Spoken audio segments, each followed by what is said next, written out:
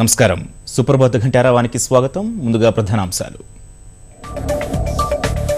8 ఏళ్లు పనిచేసిన సిబ్బంది క్రమబద్ధీకరణపై ప్రతిపాదనలు సిద్ధం.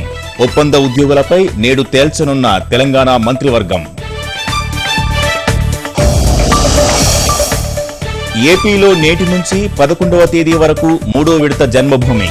కొత్త ఇల్లు, రేషన్ కార్డులు, 1,00,000 బోర్లకు ప్రాధాన్యం. 2 రోజుల పాటు కర్ణాటకలో ప్రధాని పర్యటన. 103వ భారతీయ విజ్ఞాన సమ్మేళనం ప్రారంభించనున్న మోదీ.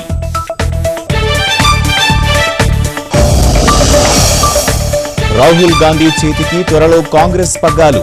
ఐరోపా నుంచి వచ్చాక స్పష్టత వస్తుందంటున్న వర్గాలు.